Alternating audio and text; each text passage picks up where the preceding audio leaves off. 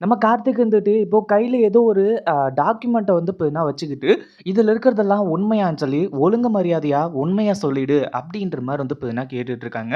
நம்ம ஜானகிக்கு ஒண்ணுமே புரியல. என்னடா நடக்குது இங்க? அது மட்டும் இல்லாம, இப்போ ஜானகி வந்து கேட்குறாங்க, "கார்த்திக் அப்படி அந்த டாக்குமெண்ட்ல என்னதான் எழுதியிருக்கு? எதுக்காக வந்து பார்த்தீங்கன்னா அஞ்சலிய நீ இப்படி கேள்வி கேட்டுட்டு இருக்க?" அப்படின்ற மாரி வந்து கேட்கும்போது, "அம்மா நீங்க கொஞ்ச நேரம் சைலன்ட்டா இருங்க. நான் அஞ்சலி கிட்ட பேசிட்டு இருக்கேன். அஞ்சலி நீ உண்மைய சொல்லல அப்படின்னா, உன்ன நான் என்ன பண்ணுவேன்னு சொல்லிட்டு எனக்கே தெரியாது. இப்பவே ஒரு நடு நாம போயிட்டு வந்து இப்ப ஹாஸ்பிட்டல்ல அதாவது நம்ம போய் செக் பண்ண கூட வேணாம். நான் டாக்டர இங்கேயே வர சொல்றேன். உன்னோட வயித்துல உண்மையிலேயே குழந்தை இருக்கா? இல்லையான்னு சொல்லிட்டு எனக்கு தெரிஞ்சாகணும் அப்படின்ன உடனே, இந்த அஞ்சலி இருந்துட்டு நம்ம கார்த்திக்கோட கால புடிச்சு கதற ஆரம்பிச்சுறா. கார்த்திக் என்ன மன்னிச்சிரு கார்த்திக். நான் மிகப்பெரிய தப்பு பண்ணிட்டேன். அது மட்டும் இல்லாம எங்க என்னால குழந்தை பெத்துக்கவே முடியாது அப்படின்ற விஷயம் தெரிஞ்சா, நீங்க என்ன விட்டுட்டு போயிடுவீங்களோ அப்படின்றதுக்காக தான் நான் இப்படி பண்ணேன் அப்படின்ற மாரி வந்து சொல்லும்போது, நம்ம கார்த்திக்கு பயங்கரமா கோவம் வர ஆரம்பிச்சுடுது. அதுக்கப்புறம் தான் நம்ம கார்த்திக் அவரோட சுயரூபத்தையே காட்ட ஆரம்பிச்சுறாரு. அதுக்கு முன்னாடி என்னவெல்லாம் நடக்குது அப்படின்னு சொல்லிட்டு பார்க்கறதுக்கு முன்னாடி, இப்பதான் நம்ம சேனலுக்கு ஃபர்ஸ்ட் டைம் வரீங்க அப்படின்னா, கீழ இருக்க சப்ஸ்கிரைப் பட்டன பிரஸ் பண்ணிக்கோங்க. இப்போ நம்ம கௌதம் இருந்துட்டு ஒரு பக்கம் நேரா போய் பைரவி கிட்டயும், அஞ்சலி கிட்டயும் வந்து பார்த்தீங்கன்னா, "நீங்க சொல்றபடி நான் கேட்கிறேன்.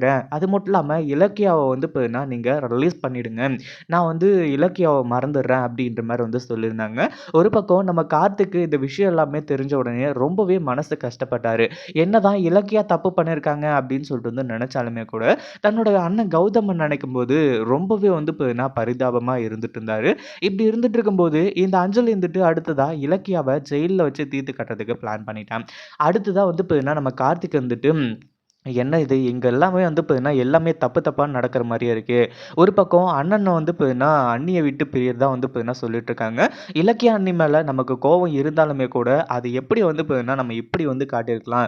எத்தனையோ முறை அஞ்சலியே வந்து பார்த்தீங்கன்னா, எவ்ளோ தப்பு பண்ணியும் அவங்க மன்னிச்சு விட்டாங்க. அதுலயும் முக்கியமான ஒரு விஷயம், இலக்கிய அண்ணியோட வயித்துல இருந்த கருவ கலைச்சது அஞ்சலி தான் அப்படின்ற ஒரு விஷயம் நமக்கும் நல்லாவே தெரியும். அப்படின்ற மாரி வந்து யோசிக்க ஆரம்பிச்சுறாங்க.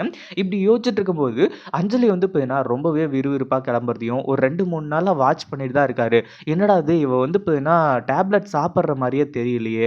நம்ம எங்கேயாச்சும் போயிருந்தா கூட வந்து பார்த்தீங்கன்னா, அந்த டைம்ல சாப்பிட்டுருப்பாளா? அப்படின்ற ஒரு டவுட் இருக்கும். ஆனா, இவ சாப்பிட்ட மாரியே வந்து பார்த்தீங்கன்னா தெரியலையே! அப்படின்ற மாரி வந்து சொல்லிட்டு, அஞ்சலி கிட்ட அ ஏம்மா டேப்லெட் சாப்பிடு அப்படின்ற மாரி வந்து சொன்னோனே, அந்த டைம்ல மட்டும் வந்து பார்த்தீங்கன்னா, வாயில போட்டுட்டு வெளிய கிளம்பின உடனே, வெளிய போயிட்டு துப்பிட்டு போனத பார்த்த உடனே நம்ம கார்த்திக்கு பயங்கரமான அதிர்ச்சி வந்து பார்த்தீங்கன்னா வர ஆரம்பிச்சிடுது.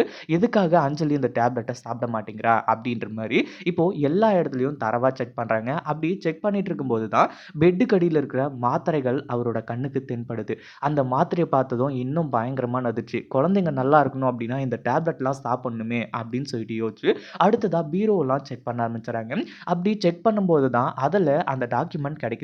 அதாவது அந்த மாலினி டாக்டர் வந்துட்டு ஆரம்பத்துல போய் செக் பண்ணும்போது அஞ்சலிக்கு கர்ப்பமே கிடையாது. அஞ்சலியால இனிமே எப்பவுமே கர்ப்பமே ஆக முடியாதுன்னு சொல்லிட்டு ஒரு ரிப்போர்ட் குடுத்தாங்க இல்லையா? அந்த ரிப்போர்ட் சிக்குன உடனே அஞ்சலிய வெளுத்து வாங்க ஆரம்பிச்சுறாங்க. இத பத்தி நீங்க என்ன நினைக்கிறீங்க? அந்த வீடியோ புடிச்சிருந்தா லைக் பண்ணுங்க, ஷேர் பண்ணுங்க. இப்பதான் நம்ம சேனலுக்கு ஃபர்ஸ்ட் டைம் வரீங்க அப்படின்னா சப்ஸ்கிரைப் பண்ணிக்கோங்க.